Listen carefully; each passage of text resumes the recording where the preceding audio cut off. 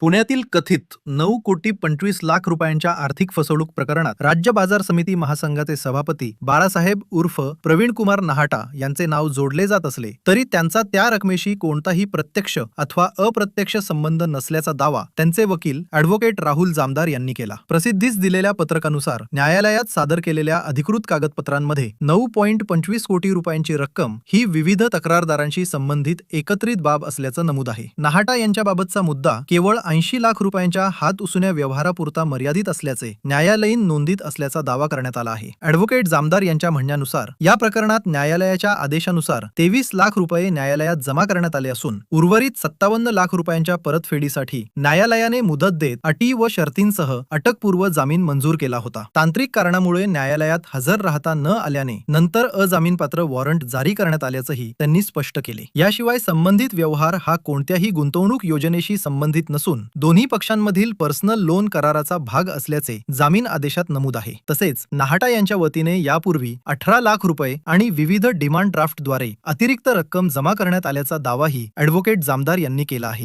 पुण्याच्या डेक्कन पोलीस स्टेशनला जो गुन्हा नोंदवण्यात आला तर हा गुन्हा 2025 मधलाच आहे आणि या गुन्ह्यामध्ये जरी अपहाराची रक्कम मोठी असली 9 कोटी प्लस ती रक्कम आहे, परंतु त्याच्यामध्ये बाळासाहेब उर्फ प्रवीण कुमार नहाटा यांचा जो त्या गुन्ह्यातला सहभाग किंवा या गुन्ह्यातील एकूण रकमेपैकी बाळासाहेब नहाटा यांच्यावरती कोर्टाच्या जामीन अर्जाच्या निमित्ताने केवळ आणि केवळ फक्त 80 लाख रुपयाची रक्कम ही त्यांच्या खात्यावरती फिर्यादी यांच्या खात्यातून ट्रान्सफर झालेली होती आणि सदर रकमेच्या अगेन्स्ट त्यांनी जे काही त्या ठिकाणी कोर्टाला अंडरटेकिंग दिलं, जी काही आम्ही त्याच्यामध्ये गुन्ह्याची पूर्ण जे कथानक सरकारी पक्षातर्फे मांडण्यात आलं होतं त्या सर्व तथ्यांना खोडून आम्ही तत्कालीन मेहरबान न्यायाधीशांना हे पटवून देण्यामध्ये यशस्वी झालो होतो की ह्या इतर अपहारातील रकमेचा आणि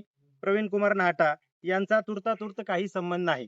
सदर युक्तिवादाला गृहीत धरून तत्कालीन मेहरबान न्यायालयाने त्यांना जामीन मंजूर केला होता आणि त्या आदेशामध्ये मेहरबान न्यायालयाने 80 लाख रुपयाची रक्कम जमा करायला सांगितली होती. त्यातील काही रक्कम ही त्यांनी त्यावेळेसच जमा केली होती.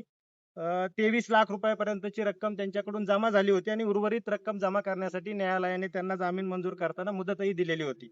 आता ज्यावेळेस त्यांना परवा अटक झाली तर ही अटक त्या जामीन आदेशामध्ये कोर्टाने त्यांना जे काही निर्बंध लादले होते, ज्या काही अटी शर्ती लादल्या होत्या त्याचा भंग झाल्यामुळे आणि कोर्टाच्या सुनावणीच्या वेळेस ते कोर्टामध्ये उपस्थित राहू शकले नाही म्हणून त्यांच्या विरोधात वॉरंट बजावण्यात आलेलं होतं, म्हणून ती अटक झालेली आहे. मात्र जी काही चर्चा चालू होती 9 कोटीपेक्षा जास्त रकमेचा अपहार त्यांनी केलेला आहे वगैरे, तर त्याच्यामध्ये काही तथ्य नाही अशी आम्ही बाजू या ठिकाणी मांडलेली.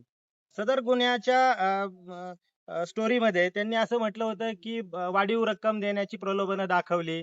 त्याच्यामध्ये MPID जो कायदा आहे त्याचेही काही कलम त्या ठिकाणी लावण्यात आलेले होते.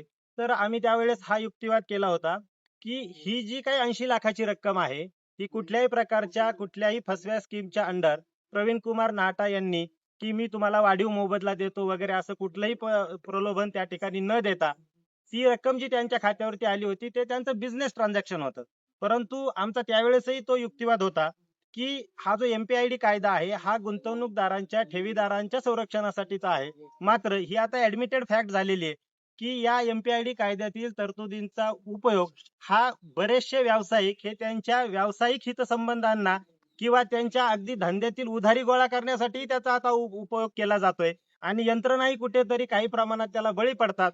आता हे वास्तव आहे आणि हाच प्रकार याच्यामध्ये झालेला आहे जेव्हा की मेहरबान न्यायालयाने हे मान्य केलेलं आहे की ही गुंतवणुकीची रक्कम नसून ही त्यांच्या परस्पर हँडलोन टाईपचा जो व्यवहार असतो त्याच्यातील ती रक्कम आहे. त्यातली पार्शियल रक्कम त्यांनी दिलेली आहे, उर्वरितही देण्याचं त्यांनी मान्य केलेलं आहे. त्यामुळे याच्यामध्ये कुठे गुंतवणूकदारांना कुठलं आमिष दाखवून फसवणूक करण्याचा वगैरे काही प्रकार झालेला नाही. वकील म्हणून या गोष्टींवरती बोलण्यासाठी मी फार सीमित आहे. मुळात मुद्दा हा त्यांचा श्रीगोंदा तालुक्यामध्ये अशा प्रकारचे आरोप होत आहेत, तिथे तशा पद्धतीची राजकीय परिस्थिती आहे आणि कदाचित असा काही योगायोग त्या ठिकाणी झालेला असेल. परंतु त्या बाबतीमध्ये आणि त्या कारवाईच्या बाबतीमध्ये काही बोलण्याबाबतची ऑथॉरिटी माझ्याकडे नाहीये आणि त्याबाबतची तितकीशी माहिती माझ्याकडे नाहीये. पण बऱ्याचदा अशा प्रकरणांमध्ये राजकीय हस्तक्षेप होतो हे सर्वांना माहित आहे. त्याच्याबाबत मी वाढीव जास्त काही बोलू शकत नाही. मुळात असं आहे की ज्या काही अफवा या ठिकाणी त्यांच्या बाबत पसरवल्या जात आहेत आणि त्यांच्या प्रतिष्ठेचं हनन केलेलं जात आहे, हे जरी सत्य असलं तरी आता प्रस्तुत प्रकरणामध्ये त्यांना झालेली अटक आणि त्या बाबतीत मेहरबान न्यायालयासमोर त्यांची भक्कमपणे बाजू मांडणे याची आमची पूर्ण तयारी चालू आहे. बाकी जे काही घडलेलं आहे त्या बाबतीत त्यांच्या निर्देशानुसार आणि आमच्या पूर्ण टीमच्या सल्ल्यानुसार पुढची भूमिका ठरवली जाईल.